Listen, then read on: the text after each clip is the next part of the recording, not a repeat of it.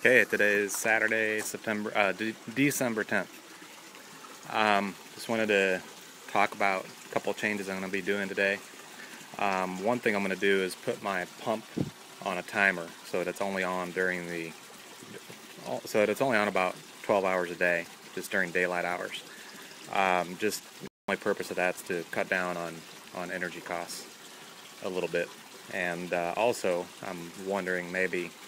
I'm thinking of maybe upgrading to a larger pump, so that would offset the increased energy cost of the pump.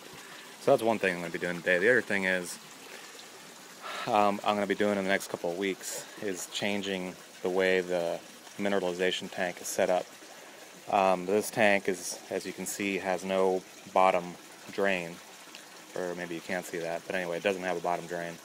So I'm going to change that. I'm going to dig a trench on the other side of this wall to come underneath the barrel so that I can plumb a drain into it.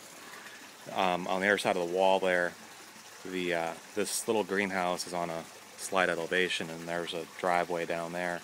So I'll just have the drain line come out there's a gutter over there, and I'll put a valve on it over there.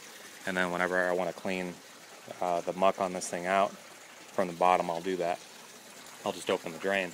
The other thing I'm going to do, this saran here, that's to catch all of the fish waste as it comes out of the fish tank.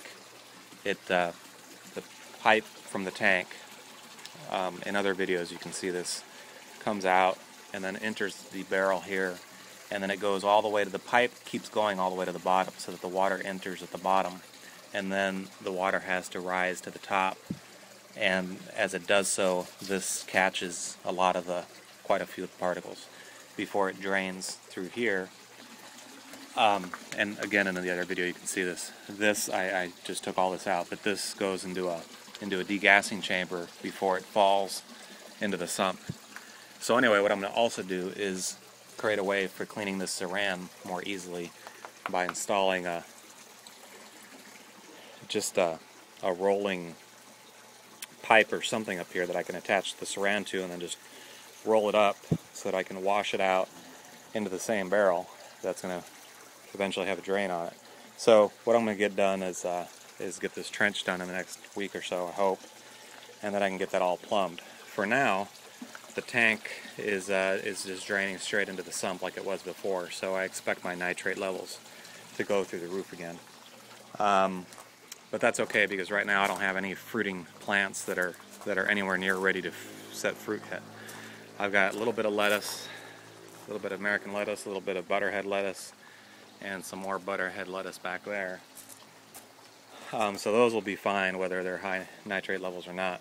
And then all the chili plants that I moved over here last week, I did want to show one thing, which is that my little experiment, I think, worked. When I moved the chili plants over, initially, at least they looked horrible. They collapsed completely. They didn't look like they were going to make it at all.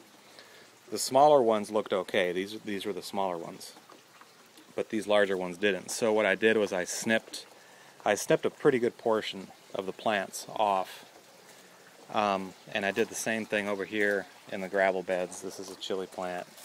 Here's another one. These looked really, really bad when I moved them over last week, and not just initially, but I mean until I left. I mean they were looking horrible for a couple hours.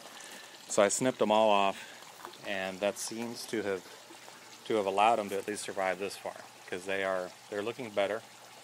They're standing up, and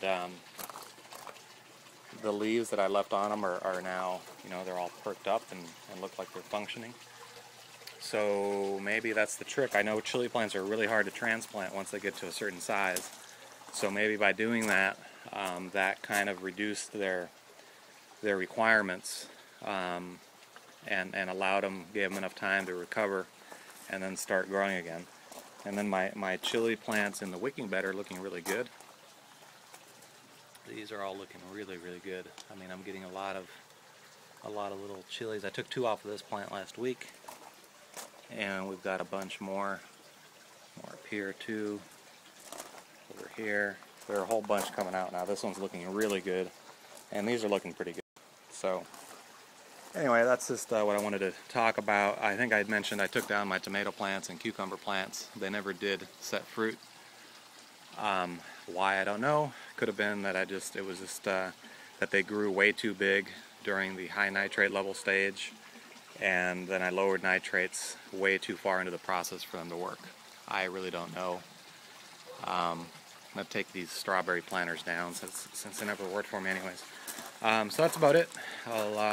Thanks for tuning in. I'll post an update when I get this new mineralization system going again.